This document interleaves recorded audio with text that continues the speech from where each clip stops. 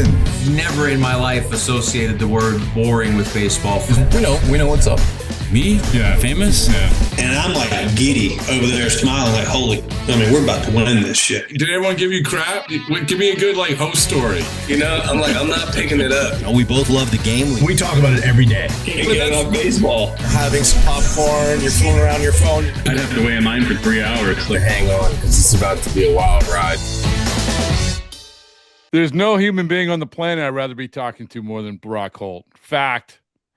Thank you. Thank you for gracing me with your presence. It's been a little bit. It has been a little bit. I saw your name pop up on my phone yesterday and got a little excited, a little tingly inside, Rob. Little tingly inside, yeah. Well, I will say this. You are in the Baseball Isn't Boring. So we're coming up on our 3rd anniversary of the podcast. And you are in the open of the podcast. Am I? Yeah. Thanks for listening. Yeah. I don't do a whole lot of podcasting. No, I don't listen to a whole lot of podcasts. I'm more of a music guy. Like when I'm in my truck, I just turn on some country music. I got you, man. Like this is one of the highlights of my Baseball Isn't Boring existence. Top 5 moment was when I was able to bring you and Noah Khan together a little bit. Oh, anyway. yes. A little bit. Yeah, I still need to get connected with him because I want him to be a part of our golf tournament. Ooh. Oh, yeah. Yeah. Let it be said, let it be done. And in case people don't know, you made a nice video saying I can be a backup singer for you, Noah. I'm used to being a backup. I can do it all. I don't want to just play the stick season. And you rattled off a bunch of, and so I showed it to Noah Khan. Noah Khan said, "Let me make a video back to him." He said, "Hey Brock, the deep cuts. I love these deep cuts. I feel it's just the beginning of a great relationship. Great relationship. Yeah, I would love to have him involved. I know he's actually been to the clinic and I think signed a guitar for them, and it's hanging up in the clinic there in the Jimmy Fund. And him being a New England guy, would be great to have him as part of the tournament, just to come out and play golf and maybe play a tune or two for us. But it's funny, like that video, I'm sure he had to stop mid recording to be like, "Hey Rob, who am I talking to again?" Well, first of all, the fact that that scenario isn't likely at all because he had no idea who I was, so he wouldn't say, "Hey Rob." Excuse me, sir. But that's what I loved about Noah. I'm always be a fan of Noah Khan because I basically said, here's a Baseball Isn't Boring t-shirt. Hey, here's Brock Holt, all this stuff. And he was the nicest guy. And it screamed to me, Brock, of something that I've been saying to a million people. And Brett Phillips was one of the ones who first said it, reminded us that when you engage with somebody, you have a fan for life. You sign one kid's autograph, you have a fan for life. They might not know even who you are, but now they know who you are. Yeah. So anyway, I'm just screaming from the mountaintop. I love that. And I know that you did that. I mean, you were great at that. You were great at engaging with people. And I think this is one of the reasons why you're so popular. So I think so. I mean, I think for me, it's just, I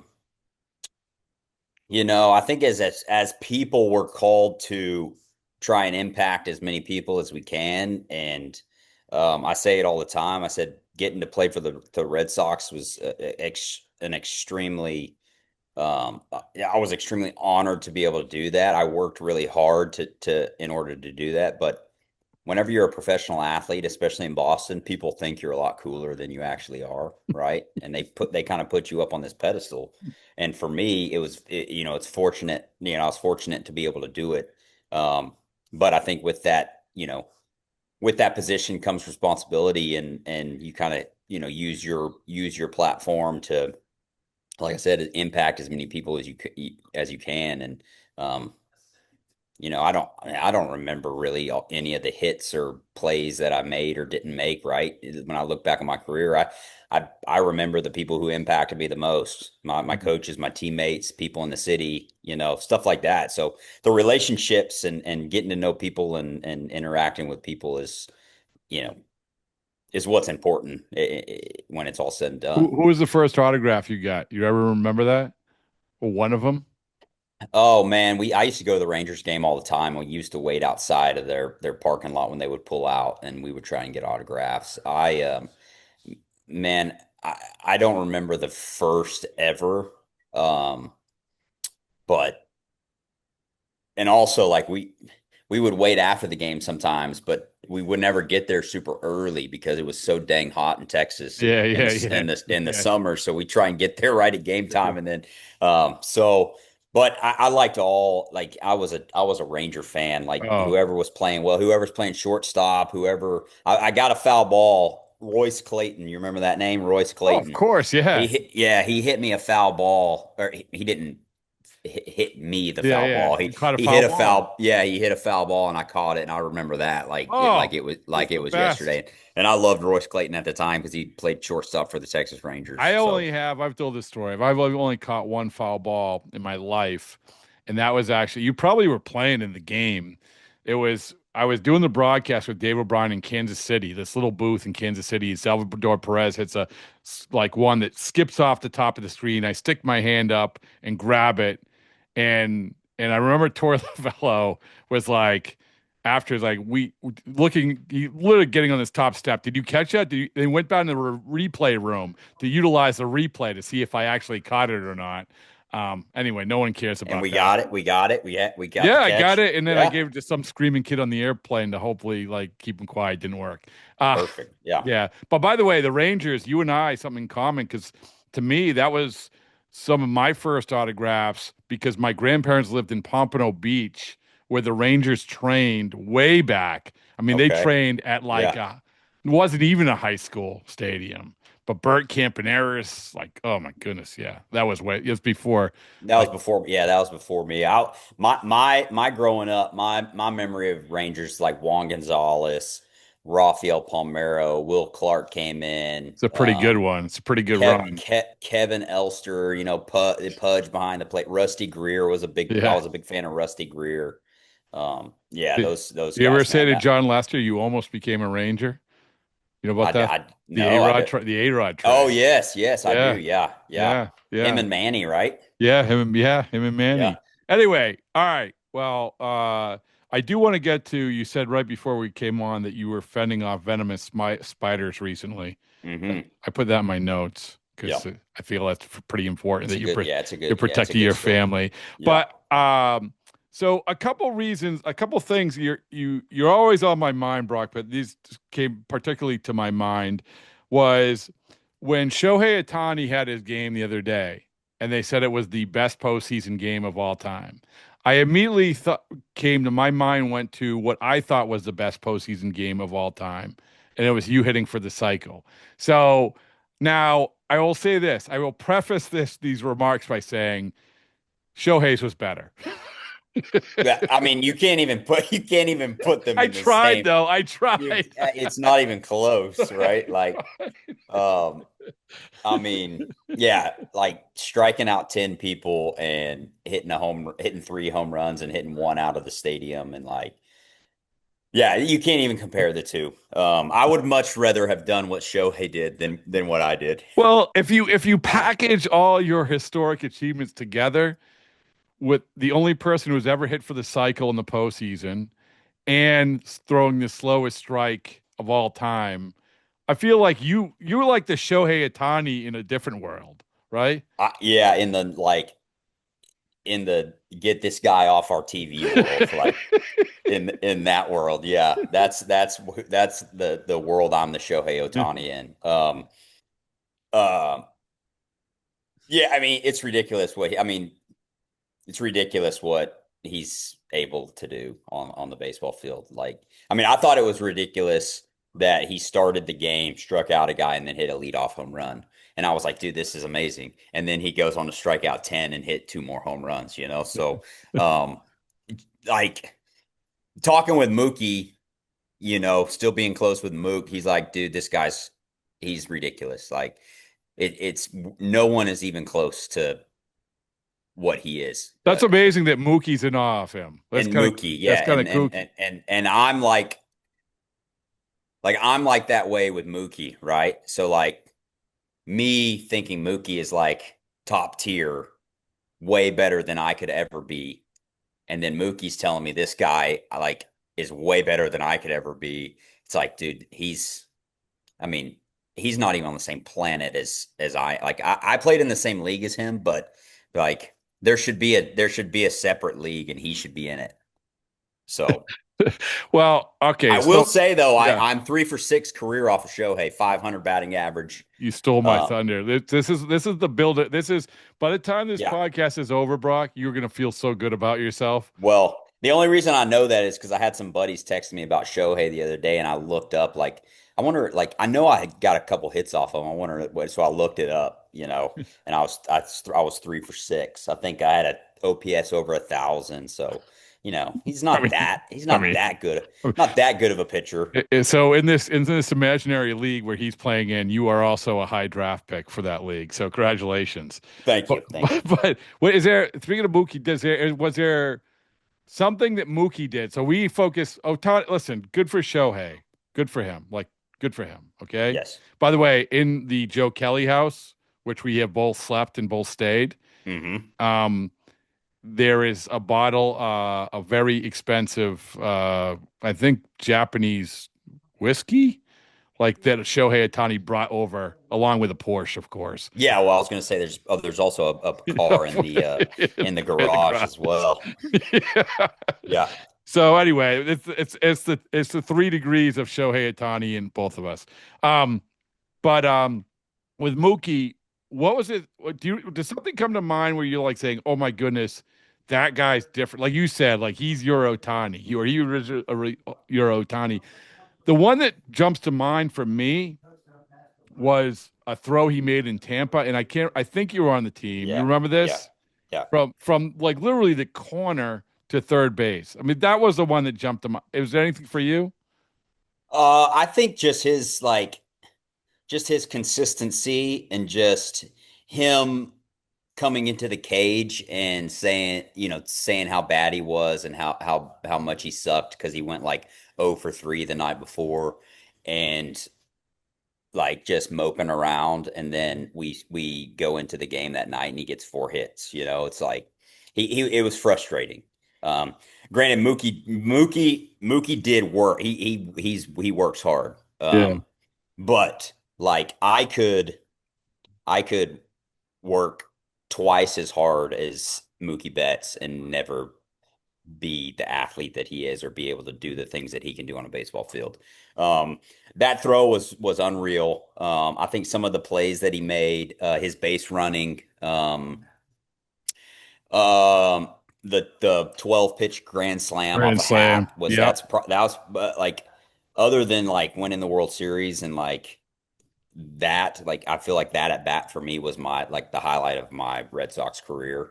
Um, but just stuff like that, and I mean honestly, now seeing him probably going to win the Gold Glove at shortstop in That's the National crazy. League Yeah. is like is so it's mind blowing to me, like how he came up as a second baseman. Obviously, we had Pedroia, like, hey, go play right. Okay, I'll go be the best right fielder in baseball. And then 3 years ago, hey, you want to play short? Yeah, yeah, sure. And now he's probably going to win the Gold Glove. As not a young spry Mookie Betts anymore. Like Well, no. Well, I will say this, Brock. Again, this is enough. Mookie and Otani get enough praise. You're fending off venomous spiders while coaching little kids and all this stuff. This is your moment.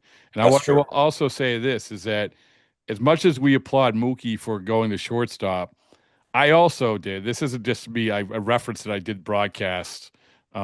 This is the second time, but I did the broadcast in Detroit when you played outfield for the first time. Hmm.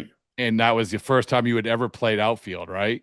Correct? First time ever. I think I played in a slow pitch softball game once, And but and you were awesome that day. You were really, really good. well, the story about that is we were in Detroit, and now a good buddy of mine, Ian Kinsler, the first play I made was against him. He kind of hit a ball, I don't know how he hit it so far, but off a lackey, he kind of was ass out and he poked it up over my head. And I ran and caught it against the wall and like spun off the wall. And that was the first play I ever made in the outfield. And I was like, well, if I can catch this one, I should be able to catch any of the other ones. So it gave me confidence. But also, Ian Kinsler ended his career with 1,999 hits. So that could have been 2,000, you know? So, yeah. Yeah, I apologize to Ian all the time. I was like, and yeah, I mean, it's funny. Like, you say, like, Brock, you went and played outfield. Like, Rob, I had to do it. I had to try other positions or they weren't going to let me on the team, and I had to be decent at them. Like Mookie, you know, if he didn't want to play shortstop, he could have said, "No, I'm good. I'll stay in right field and continue winning Gold Gloves and doing all that stuff." But he does it because he wants to win, and he's like, "This is going to make the team better, and we can play whoever out there if I play here, and I feel like I can do it." And he does it. But I had to just say yes to everything because I wanted to stay in the big leagues and not have to go back to Pawtucket. Well, listen, you were good. That's all I know. All right. Again, in the spirit of why we have to find that Shohei's game is the best. Can I tell you a quick, like, remember the game he had last year where he was going for 50-50 Mm. and he went 6 for 6? That might be that actually might be the best game ever played. Like 6 for 6. I think he had 2 or 3 home runs, had 3 stolen bases, like 16 total bases, whatever it was. And I actually was in Miami the day before, and I decided to drive to Tampa to go watch the worst game I've ever watched at Tropicana Field. Oh, you all At the right? worst. Yeah, sorry. Sorry. Moose, my dog, is underneath me, and he's Okay. like chewing on something, and I got to get it. Yeah, don't have him digest something that's not Yeah, I good. got it. Well, he eats socks, full socks. I bet he's eaten probably 100 of our socks, and he poops them out. So when I'm Is that yeah true? yeah 100, yeah. Well, I'll go around and I'll pick his poop up, and it'll be, oh, there's that sock. Throw that one away. Like we've got him just sitting, all the singles, in the laundry room, and I'm like, hey, that pink one, that pink one, I found it. Do you keep now the obvious question, which I have? No, there you No, go, chunk 'em. Yeah. They're But yeah, the only one I can relate, I had a little dog, and those sticky hands you throw against yeah, the yeah, right. yeah. My dog ate one of those, and it came out, and it was Oh, stuck in there. you were Yeah, trying to pull it not easy. yeah. Anyway, that's not the point. Oh yeah, Shohei, you Yeah, the point Tropicana. is, I left the game. I chose not to go to that game to drive across the state to go. It was the worst professional, but the worst instincts of any professional media person in the history of professional media people. Anyway, that's not the point. The point is that he had that game, he had the postseason game, and I will still implant you as number 2, the only person to ever have a postseason cycle, which almost was threatened by, who was it, Schwarber? Vladdy. Oh, Yeah, Vladdy. I'm sorry, Vladdy. yeah, Vlad Jr. You Yeah, were you watching that? Or were you like on? yeah, I was watching it. I mean, obviously, like, when people get close, like my phone starts going off, and Lakin's phone, she'll get texts from her friends, and so we had the game on, and Vladdy, I saw him hit it in the gap, and at first I thought it was just like a nice little single. Julio was going to cut off, but then it kept rolling, and I was like, uh-oh. I was like, he might have this, and so I was kind of getting a little nervous, edge of my seat. But then I saw that he stopped, and I think he would have been. They showed like an overhead, the overhead. I think he would have been out by a good amount Yeah. had he gone. But also, I got Carlos Fablis is coaching third. He was there for me, so he might have just been holding him up just Did you text him saying thank you? yeah, no, I need to. I need to. He's got bigger fish to fry right now in the ALCS, but Yeah. he could have done that for me. He's like, you know what? I'm gonna let Brock have this one. I'm gonna hold Vladdy at 2 here. All right. Well, I want to go back to that day, October 8th, 2018, because we are defining it as the second best ever game played in the postseason. You were 4 for 6, 10 total bases, and your team won 16-1. If I'll give you 5 baseballs and boring T-shirts if you can list all the Yankees pitchers that pitched that day. Oh, I have no idea. Okay. I know Severino. Yeah. How many were there? One, two, three, four, five, six. And obviously, you know the last one. Severino, yeah, and then Romine. Austin Romine was the I last one. know Chad Green came in. That was one. Yep. You got, Lance Lynn. yep. All you need is two Uh more. Lance I'll Lynn. give you the name. You want the first names? Well, I know one was a lefty. I don't know who that was. That was You are like going to get one of them because I don't even remember him. it was I hit the double off of some lefty. And I'm not gonna know who he Yeah. was. So the last two were Jonathan Holder, Holder, which I yep. kind of And remember, and yeah. Stephen Tarpley, who I have no Tarpley. recollection. Yeah, Tarpley was the lefty. Yeah. Yeah. Yeah. So you hit for the cycle, you hit the home run. What this should be noted with 2 outs in the ninth. Yeah. This goes back to Ian Kinsler, my bud. He it was his first bat of the game because he didn't start. He came in later. And I think Vasquez got out and someone else. I can't remember who else was it. Maybe I don't know. Maybe Swihart. And Kinsler worked a walk.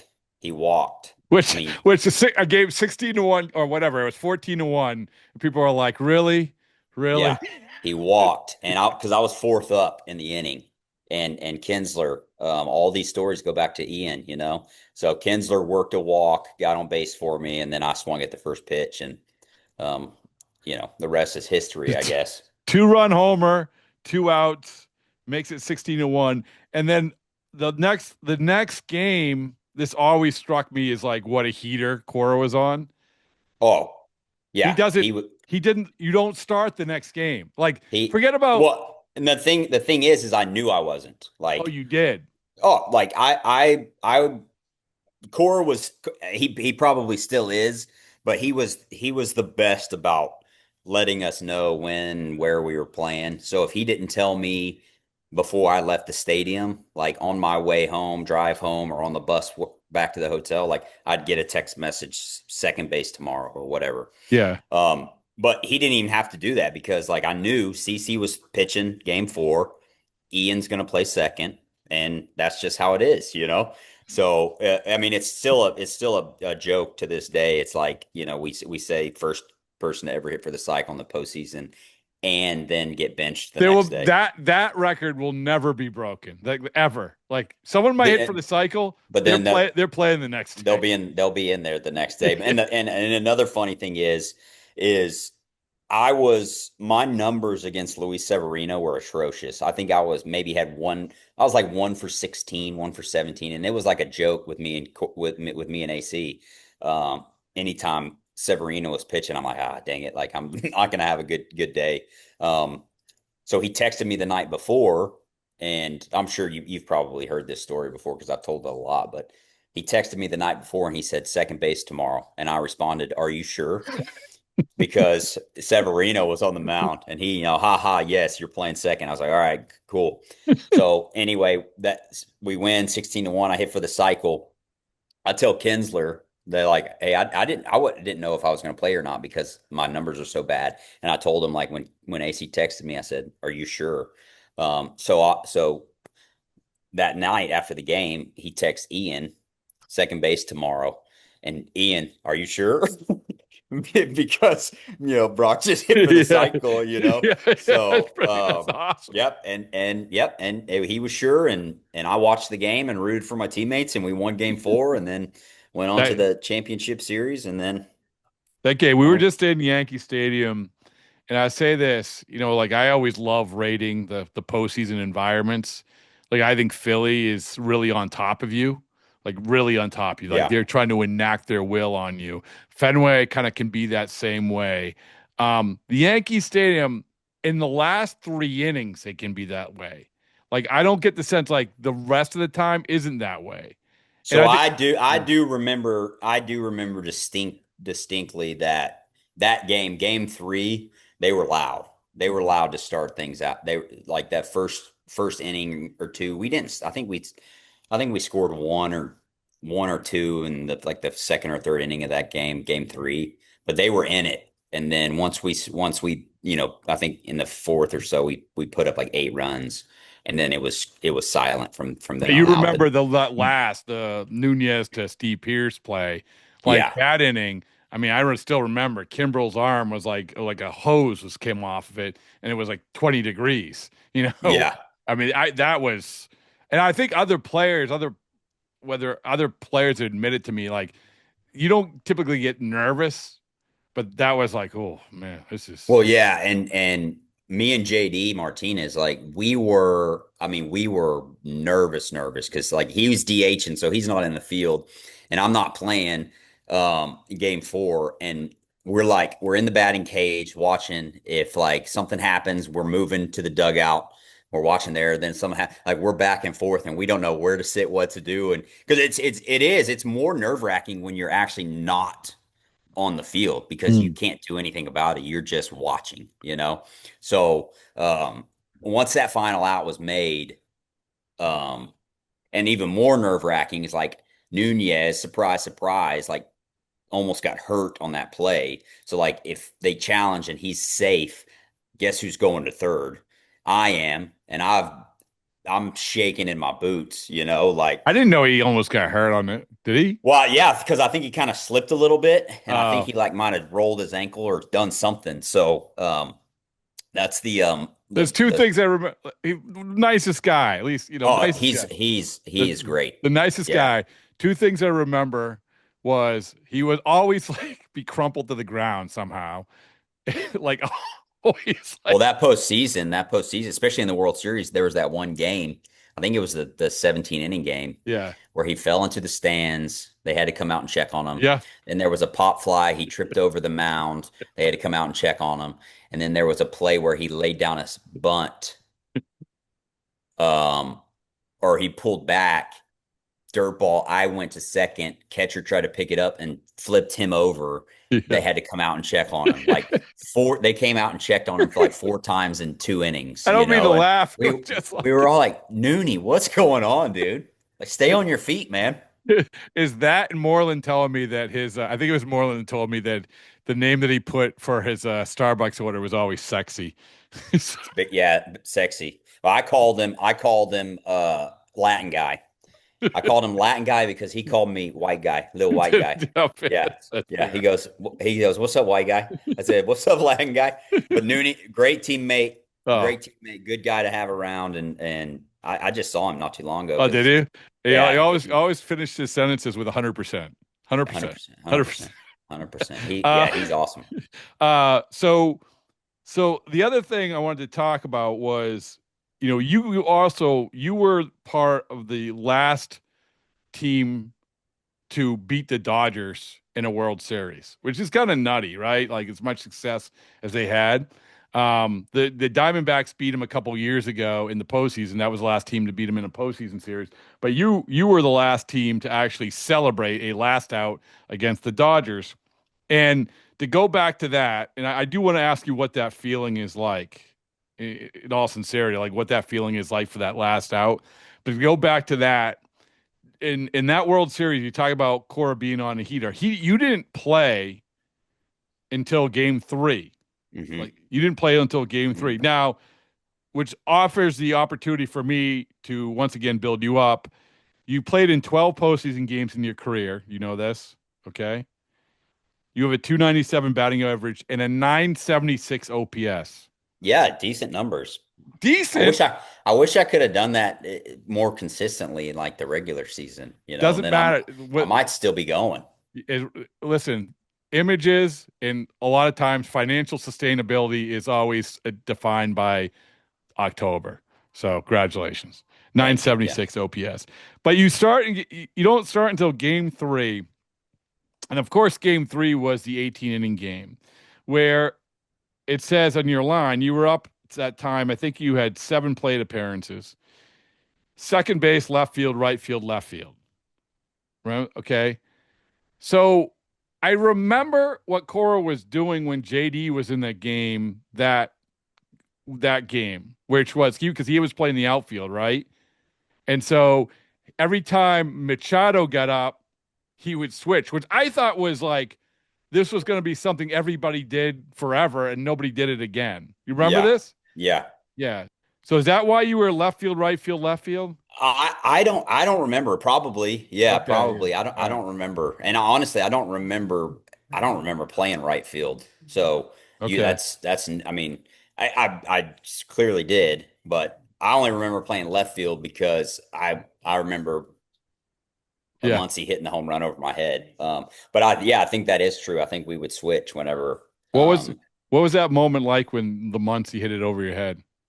well, in all honesty, thank you. I'm really Because hungry. I'm really yeah, hungry. because it's 2 a.m. and I'm tired. Like we've been out here for 8 hours, like it did get to the point, and I never thought that I would play in a World Series game and almost root for the other team at one point because it got to the point where we were 13th inning, 14th inning, 15th inning. Like when we didn't score, it was kind of like, well, I mean, And you it guys wouldn't be. knew, and you guys were confident, like, and you say that, I get that, right? Like, because I think that part of that is like, oh, we'll figure it out. We're just get us to the next game. We'll figure it out. Yeah, and I think I say that now because I know the outcome. Like I don't think in the moment I was like rooting for them to hit a home run, right? But I was kind of mad because earlier in the game, I think it was the 13th inning we scored, and I was the one that scored. I think I hit a double or something. I did something, maybe walked. I don't know Mhm. what I did. Um, but David Price had told us prior to the inning, he's like, I'm ready for this game to be over. He's like, whoever scores the winning run, 10 grand. And I led off the inning and I scored. And I'm like, David, I'm gonna get 10 grand. He's gonna pay me. And then we go out and we're up by one. I'm like, we're gonna win this thing. I'm gonna get 10 grand. We're gonna be up 3-0. And then they scored and tied it. I'm like, damn it, you know. Um, That might, by the way, that might be the best story I've heard about that. That I get about the applause for Evaldi after the game and yeah. everything. I've heard like all of it, like all Mhm. of it. That to me jumps to the top of the Oh, list. 10, yeah, 10. I get 10 grand. Whoever scores the go ahead run, winning run. I got 10 grand for you. And like he would have paid me. And I mean 10 grand for me that's a lot. That's a, Especially just for running around the bases. So and then they ended up tying it and then we lost and then I didn't get the money. So um but but yeah, I played them all. I started at second and then ended in the outfield. Yeah. yeah. And And then yeah. you go on to play games 4, games 5. So yeah, so I mean it's like um but I think that's Cora was really good at like he's very good at like the analytical side. And granted, like it was a thing then, but not as big of a thing as it is now. But he also watched the game and had a little bit of feel as far as like game management and like, hey, this guy's feel. I can tell he's feeling good. He's mhm, giving me good at bats because I didn't play the first two games because it was Kershaw and Ryu, lefty lefty, mhm, and then game three was Bueller, so I played. And then game four was Rich Hill, mhm. and I played. And then game five was Kershaw again, and I played. So he let me play against the lefties. So and I think that's just because I was given good at bats and giving us a chance. So So how do you what is so obviously the Dodgers, that's not the same Dodgers team. It's we're 7 yeah, years apart. But the that Dodgers are that team was good too. That oh team was well really listen, good. I Yeah, mean, I I think mean one of the they're all good. They've been good for years. I think one of But the lessons, and I think Dave Roberts has evolved too. I mean, he doesn't have to hear that from me, but I do about, whether it's leaving guys in or whatever it is.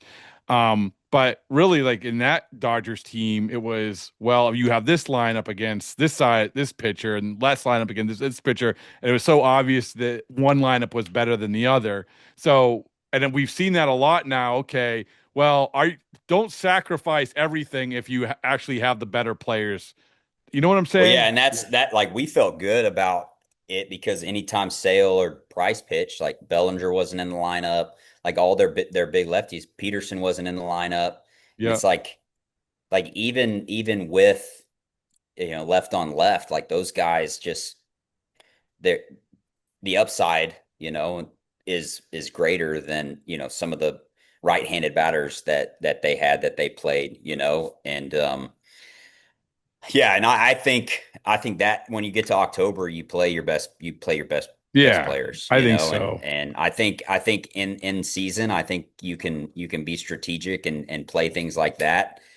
And I think once we get to October, I think you see it like it kind of goes back to old school baseball. It's like two strike hitting, like moving guys, getting two out hits, starters staying in the game. Like, I mean, the Dodgers, Snell should have thrown a complete game one. He pitched 8, then Yamamoto went complete game shutout. Like, I think it gets back to baseball. Like you got to have starters. You got to have a few bullpen arms.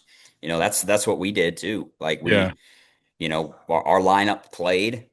Um, in October, and our starters took the ball and they pitched until Yeah. And conversely, I think what Brock, not to get on the soapbox here about the current state, because I try not to be old man yelling at clouds, but I do think that one of the things that we probably have learned or able to take away from this current Dodgers run is that, yeah, that's fine. Like, you need good starters, but you can't, it's not sustainable to bob and weave your way through 7-game series, playoff runs with bullpens. As even if you say, oh, we're going to build up our bullpen, the bullpen guys wear out. They Yeah. wear out. I mean, that's what happens. Yeah. No, Well, the more times you face them, I mean, obviously, like they have tremendous stuff, right? The more times you face them, the more comfortable you get. But like you said, like if they're pitching every day, and then instead of, you've got somebody locked in, a pitcher throwing, 6, 7 innings, like when you're bringing someone else in after inning after inning after inning, like you're banking on everyone being perfect when instead of one guy being really good, you're right. expecting 4 or 5 guys to be perfect when, you know, they may not be, it might not be their day. So I love playoff baseball. And I root for, whenever I was playing, I rooted for sweeps from my team just so I didn't have to get in the winner take all games. But as a fan watching the game, I want to see all the game sevens I can, Yeah. So Well, let me ask you, whatever team is going to play the Dodgers, give me something as someone who's won a World series against the Dodgers at Dodger Stadium. Give me something that you can pass on. Maybe it's like, hey, this is what the tunnel is like going from the dugout. This is the batter's eye. This is what the Dodgers typically do. This is their signs. I don't know. You live that life. yeah, I lived that life. It was a long time ago, and like you said, it's a different team. I think playing in LA I think it's awesome. Like I think the Dodger Stadium is great. Like obviously it's one of the bigger stadiums as far as like attendance. I think in the big leagues. So like it's loud. The speakers are loud. You're in LA, like in the World Series. You look in the first row and you've got Yeah. Did you see anyone? Did you look yeah, for anyone? yeah. Oh yeah. We had we had some of the Boston boys behind us in Ben Affleck and some of those guys. But um was his Jason Bateman? Is that his Oh name? yeah, Jason Bateman. Yeah. He was right. He's sitting right behind. He sits right behind. He was right behind our dugout. But then Kobe Bryant was there. Yeah. Remember? Oh yeah. I mean, they're like in front. Like you're on deck, and there's A-list celebrities sitting right there in the front row. But I mean, this Dodgers team is. I mean, and the thing about them is like I think going into the season, everyone expected them to win 140 games, right? Based off the roster. Yeah, their over under was 104. Everyone got hurt. They had so many injuries throughout the year, and now all of those guys are back and healthy. So now they're basically full roster at the right time, and everyone's playing well. And I mean, to have to face Snell, Yamamoto, Glass now, and then Shohei in game 4 for the Brewers, it's like Like that's not fair, you know? Um, and then Snell went 8, Yamamoto went 9. Glass now is disgusting. And then Shohei, like, and then yeah, I mean, just the roster that they've built. Yeah. It's It is a cool setting and a cool scene. And really, I think that when you juxtapose it against, like in that case, it was the Boston to Fenway crowd and, this East Coast, and it's just a cool place to be. But like I just look at for you guys, that was sort of the beginning of the Dodgers way, like the Andrew Friedman way, right? yeah. And I don't know if like you've talked to Mookie or other guys about anything that they do different, you know. They do a lot of things well, and maybe it's nothing they do different. And I know Yeah, they spend a lot of money. I get that. I understand. yeah, I think the thing that the Dodgers do well, I think like player personnel wise, they all kind of do their own thing.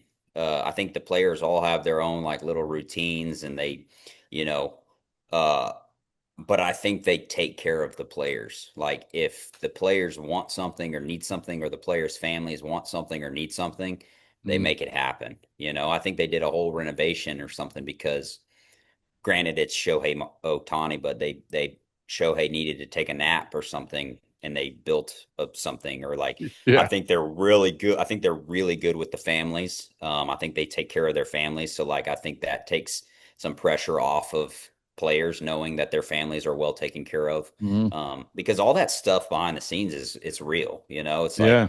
um, to go out and play a baseball game every single day, there's a lot of stuff that leads up to that. But then your lives off the field, whatever's happening, like it can affect someone's performance. And I think from what I've heard from different people, like the Dodgers do a really good job of making sure like all the off the field stuff is taken care of, so they Mm. don't have to worry about it. That's good. Which That's yeah, the which I think is very important for a listen. The long Red Sox, for a long season. the Red Sox did put in a bidet when they signed Daisuke Matsuzaka. So Yeah, it's still there. it's Back still the back stall. People would just wait. People would just wait until it was done. such an Yeah. underrated, such first of all, Oh man, such an underrated thing on its own, it's but such one of an those. underrated part of the Daisuke Matsuzaka story. Yeah, yeah, that was probably in fine print there at the bottom. But it's one of those things. It's like heated seats in your car. It's like you've never had them. You're like, I don't really need that. And then once you have them, you're like, you can't ever have a car without heated seats. It's like a bidet, like heated toilet seat. Like we bought our house here in Brentwood, and all the toilets they had heated seats, and I'm like, this is dumb. Like I've never had a heated toilet seat before. And now if I go to someone else's house and sit on the toilet and it's not heated, I'm like, what is this? Like this is But do you have brutal. do you have the combo of the heated seats and the bidet or no? Yes, yeah, our Woo! house, yeah, yeah. So the people we bought our house off of, he's like head of Ferguson home down here, and they do appliances and everything. So he had all the gadgets on the toilet, and they just left it. So we have the button you push, and you can bidet, you can heat the seat, all the stuff. I So tell Mr. Ferguson I'd be happy to have a collab, the baseballs and boring bidets, yes, if I can get a free one. yeah, yeah. The last thing before I ask you about your venomous spiders is what is it like to get a final out in the world? You were playing second base, right? Hmm. Correct? Yes. What is it like for that moment to have that moment? Like, because they obviously, one of the great things that TV does is it shows a lot of positions, throws a lot of reactions. For you, did it hit like you thought it would hit? Yes, Yeah. yes. So that's the one, like I'd said earlier in this talk that like, I don't really remember the hits or the plays that I made or didn't make or whatever, but like that's the one moment that I will always be able to like look back on and like know exactly how I felt, because it's something that I had wanted and had like played out in my mind my entire life. I wanted to be a professional baseball player from the time I could tell somebody what I wanted to be. So in that moment, we're up 5-1. we go out, Sale comes in. It's like, oh, we're winning this game, and he strikes out uh I guess it was Kike first. It was Kike maybe, and then Turner. Mm-hmm. And then Machado comes up, and we get to two strikes, and that's one of those things where it kind of time slowed down a little bit, and I was able to just kind of like I remember just looking like around the stadium, and just like thinking like this is I always wanted to be right here in this moment. Um, and then he throws the slider, swing and a miss, and then it was I went down to a knee and I prayed and I just thanked the Lord for letting me be able to be in that situation. It's something that I dreamed of as being a kid, and like to be able to actually live out your childhood dreams and get to do the one thing that other than becoming a husband and a father, like the one thing that I've always wanted to do. I just had to say thank you in that moment, and because I wouldn't have been there without him. And I went down to a knee, said thank you, and went and hugged Bogey. They did. Threw my glove in the air, hugged Bogey, and then me and Bogey went to the pitcher's mound, and started jumping around with everybody. Did you get your glove back? Yeah. So Tommy, he's out there picking up everybody's hats really? and gloves, and getting them. Yeah, I have my glove. Yeah, it's here. Because I asked Erod when I saw him in Arizona if he had that glove that he threw to the mound. That he slammed. He slammed it Yeah. down. And he said, he was trying. Either he got it signed. He might have got it signed by Puig, who hit the home run. Oh yeah. Yeah. So that's good. But I asked that, and thank you for that. I mean, because honestly, it was people don't understand this. Like, I don't think people can feel that feeling. The moment that I always remember of like this must be different. It's something that we can't understand, which is that NFL films of Steve Young holding up the Lombardi Trophy, and it's like he's coming out of his skin. Like it's like he can't imagine these emotions that are running through him. That's the thing that made me always remember. And stories like that, I'm sort of only reading. Well, it's like the one thing, like as a baseball player, you work your whole life. Hold on, I'm gonna Tank's barking at me. Come on, Tank. Come on. I gotta put him outside. All right. I think he's got to go the rest. This is real life. This is real life. No, it's Rob. good. It's good. This is real life. Like when Mookie's on the podcast eating a bowl of something. Yeah, your dog barks at you. Y'all go outside. Leave me alone. There you go. Tank's gonna probably take a dump out there, and Moose is gonna eat it. So, but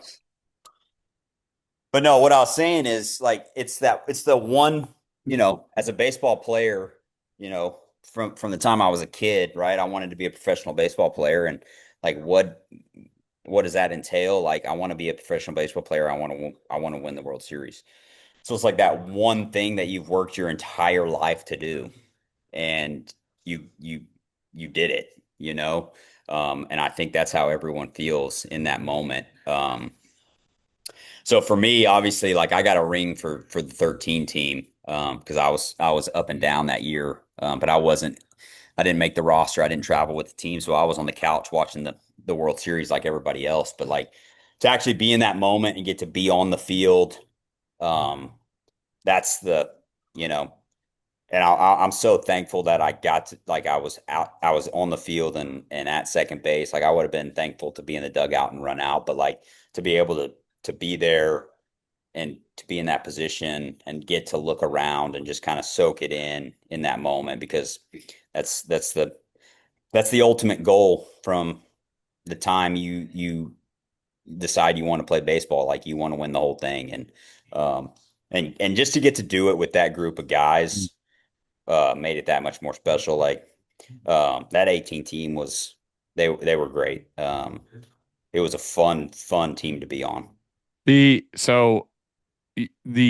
don't know if we can revisit this because I didn't ask this question in 2018 because it wasn't a thing. But last year, when Joe was on the Dodgers, I asked him, I said, would you get a baseballs and boring tattoo if you win the World Series? And they won the World Series. And I don't know if I've seen it. Did I? Yeah. I got a picture. Yeah, you and Joe. Yeah. Yeah. Yeah. So I'm awkwardly trying to. Yeah. Yeah. You Yeah. got it in a tough Right spot here. there. Yeah. Yeah. Yeah. Yeah. Yeah. There you go. Yeah. So if I had asked you that in 2018, would you have done it? You have tattoos. Yeah, I think so. I don't know how many. I don't know. I know I had a couple, but yeah, I think I would have done it. I would definitely do it now because I'm looking for reasons to get tattoos just because I just like them. Can I tell you that? And I may have told you this before, but so I was very fortunate to be at Yankee Stadium when they won the World Series, and Joe's on his knees in the outfield wearing his baseballs and boring shirt, and Ashley comes over, and it's like the whole scene, right? Like very Yeah. fortunate. But I will say this: the reaction he had getting out of that tattoo chair for Mr. Cartoon after getting that tattoo was right there in terms of excitement. Yeah.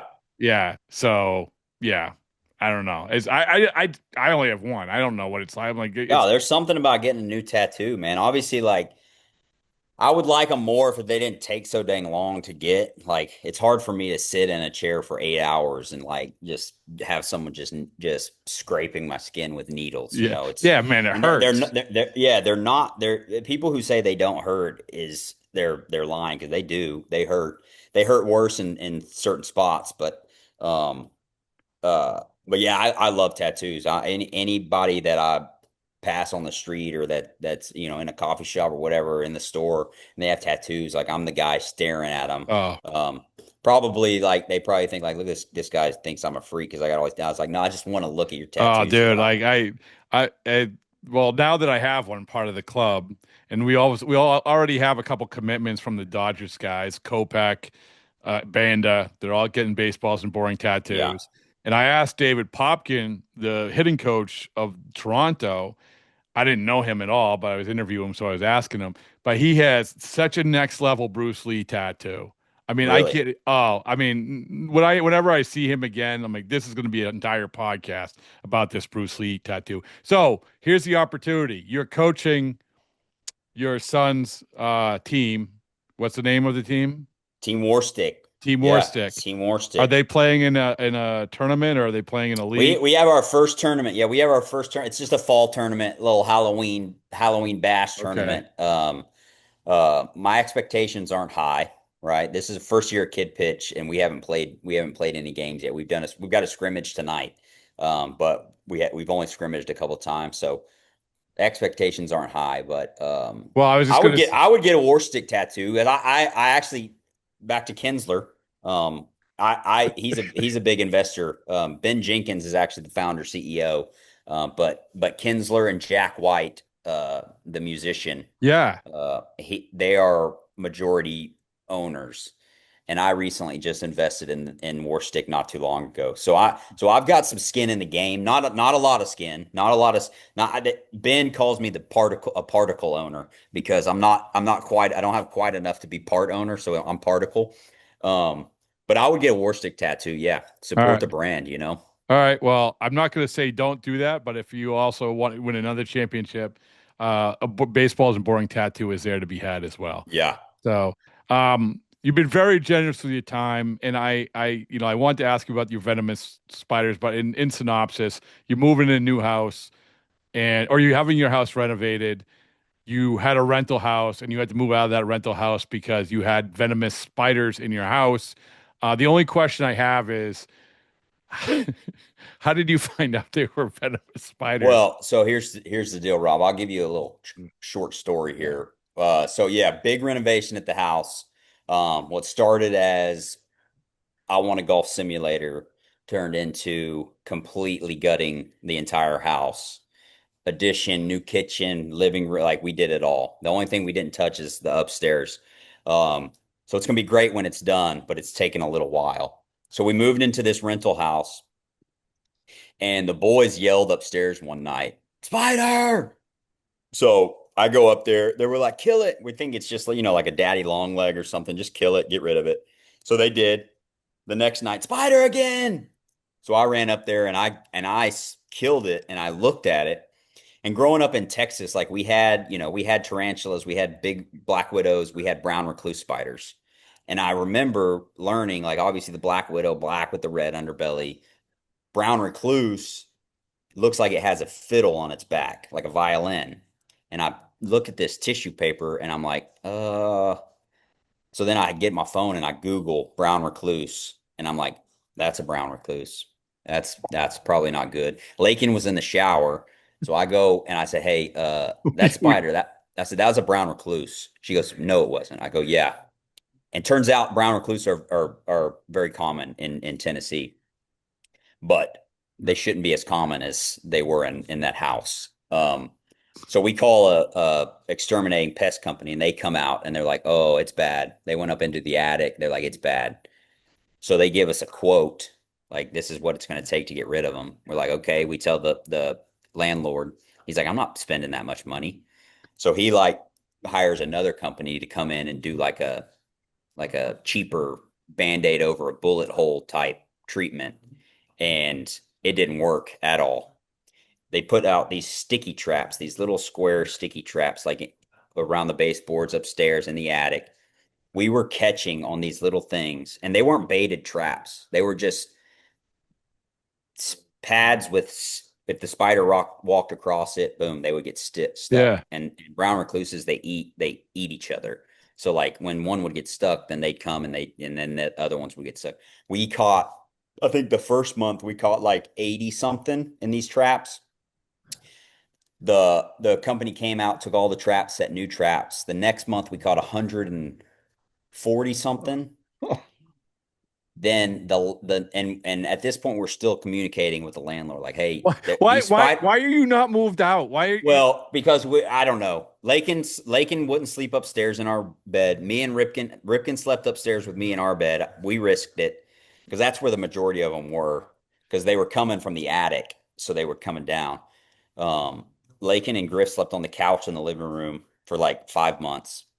And then the third month, when we finally decided, like, hey, we're out of here, we got 240 something of these things in these traps. And so we hired an attorney, and we sent the guy a letter and said, hey, we're leaving. Like, you're not taking care of this issue, you know? Yeah. So we got out, we moved. So now we're in another rental. And now that guy's trying to get us to pay, like, he's trying to get us to pay. Well, he wants to keep our security deposit because we left early. And then he wants us to pay him $18,000 for leaving early. So now we're in a battle with this guy, you know? And we're like, we're not doing that. Like, like these spiders, if they bite you, if you're allergic there, it's really bad. Like it like eats your skin, You're going to win. You have nothing. We'll win. Like, and the thing is like, we don't want anything. Like, if we wanted to like take you to court, like we could probably get money from you, but like, we just want you to let us leave and leave us alone. And he's like, this is actually his attorney is like, he doesn't have to do this, but he only wants $18,000 instead of $25,000. Yeah. And we're like, okay, yeah, well, he's not getting it. So, keep trying, you know? Listen, if you need me as a witness or anybody, I will, all these facts and figures that I rattled off to build up how important you are. Yeah. You don't want to mess with this guy. You don't want to mess with this. No. Yeah. And I don't care. Like, I'll get bit by all the brown recluses, but if you don't let us leave that house and they bite my kids, we're going to have issues. Yeah. So needless to say, we're out of there. We haven't heard from their side in a couple weeks. So maybe they're backing off, but we're in this rental now and it's been fine. But we're ready to be back in our house. Between Joe getting punched in a youth baseball game and you almost getting bit by spiders, there's a lot of legal documentation in this podcast. A lot of litigation. A lot of litigation going on around here. Yeah. Right. But you know what? What's not litigated? The great game of baseball. Yay. Exactly. Hey, thanks so much, man. I appreciate it. Rob, great talking to you, man.